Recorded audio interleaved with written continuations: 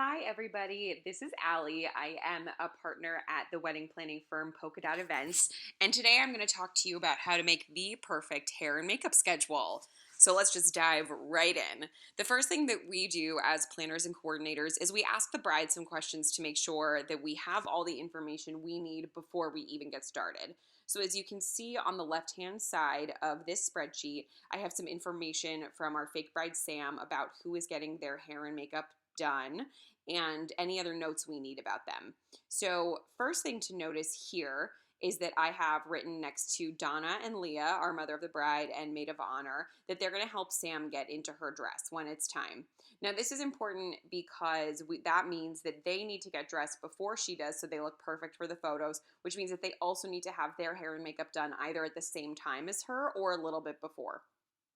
Another common thing that we hear from our brides is somebody has to leave a little early, somebody has to get started a little later. So we've written in that the mother of the groom needs to be finished before 1 so that she can go off and do photos with her son, and that Erica, our made-up sister, needs to be as late as possible because she wants to put her baby down for a nap or whatever that reason may be.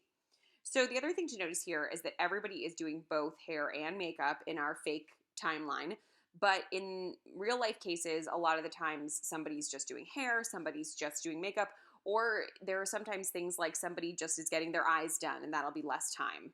So the next thing we do is we go to the hair and makeup artists, whether it's one company or 5, and we talk to them and see how many stylists they're bringing, how long do they need per person, and if there are any extra things like somebody's just doing eyes, how long do they need for that? So in this case, we are saying that they need 45 minutes per hair and makeup for each bridesmaid and an hour each for the bride. This is the most common timing that we see, but of course there are certain companies that do it differently, and of course you should listen to what they want instead of just assuming.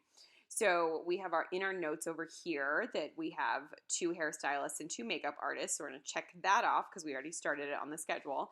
And then we're going to keep in mind that it's 45 minutes per person for each and an hour for the bride for each. So our next thing is our timeline timing questions. What do we know already about the day that we need to keep in mind with the schedule? Number 1 in this case is that we're going to start at 10 a.m. Now, this could be because the bride doesn't want to start too early. Maybe she's getting ready somewhere where they only open at 10, whatever it may be. We're going to start at that time. And then we're going to make sure that we keep in mind when first look is for this case. Now, in real life, you may have somebody who's not doing a first look, and then you need to work backwards from what time they need to leave for ceremony. So what we like to do is think about the first look time. In this case, we're going to say 2 p.m. And then we're going to say that the bride is getting ready at a hotel where she is also going to do the first look there. So we don't need to keep travel time in mind, which is important for other cases. But we're going to have her get dressed around 1:30 so that we have a half-hour buffer, either just in case we need extra time or because the photographer is going to do some nice bridal portraits before she gets going. So I have over here first look at 2, bride gets dressed at 1:30. So we're going to keep that in mind. Then we can just go ahead and get started. So I like to start with placing the bride first, and we are going to make sure that the bride is finished before 1:30, but of course starting her even earlier than that is going to be helpful because that way you don't have to worry in case she needs something redone or a little bit of touch-ups or things like that. So I am going to start the bride for hair at 10:45, and the reason I'm doing that is because we know that somebody else is going to need 45 minutes for hair before her. So I'm going to start the bride at 10:45 for hair, so she's going to finish at 11:45, and then we can start her at 11:45 for makeup. So this means the bride will be finished with everything by 12:45. She can get all of her items together for the rest of the day that she needs to bring with her. She can make sure she's in the right underwear for getting into her dress, and we have time to do any robe shots or PJ shots with the other girls. So great, bride is set. Let's move on next to the mother of the bride and maid of honor because they both need to be either before or around the same time as our bride. So what I'm going to do is I'm going to put mom first for hair starting right at 10 o'clock, which is great because a lot of the times moms want to be finished early anyway so they can hang out, they can help with food, all of those kinds of things.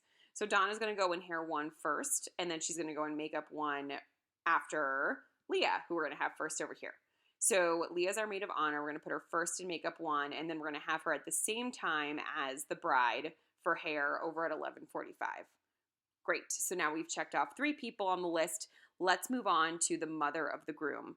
So as we said, she needs to leave around 1 to go do photos. So why not just put her first, because that just makes it easier for her. She has plenty of time for herself to get dressed and go over and hang out with her son earlier.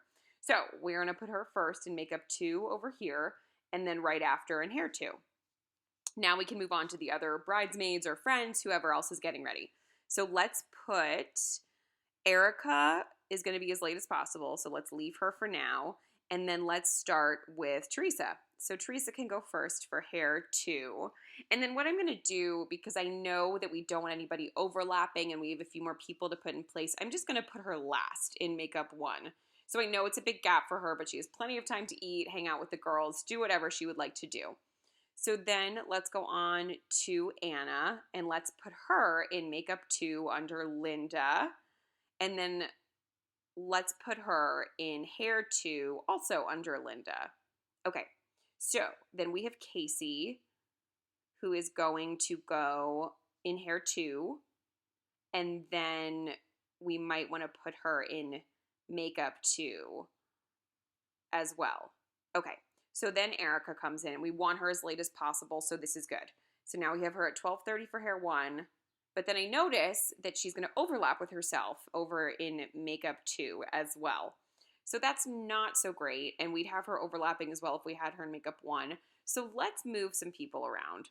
If we switch Erica so that she's in makeup 2 before her hair 1, we're going to have to move Anna and Casey to their correct locations. And we're going to make sure they don't overlap as well. And then here we are. Now that everybody is scheduled, you'll notice we have some extra time down here, so let's go ahead and delete those, and we'll have everybody done by 1:30, which is perfect. Okay, so then what we do to make sure that nobody is overlapping and to make it look pretty to send off to our clients is we're going to color coordinate, and we're going to make everybody a pretty color so that they're not just looking at white and black. So I just like to pick, bright pastels, something pretty, making people happy. Sometimes if I know that the bride has a favorite color, I will do that for her name. I don't think anybody notices, but I just think it's nice. So here I'm just going to go ahead and pick a bunch of colors. Oops, that one doesn't match. All right. And as I'm sure you can tell, the black wouldn't look so great against darker colors, so I try and keep it pretty much on the light end of the spectrum.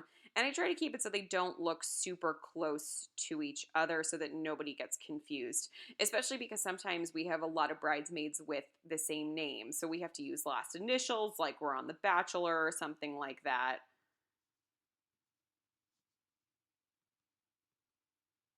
Okay, we're almost done here.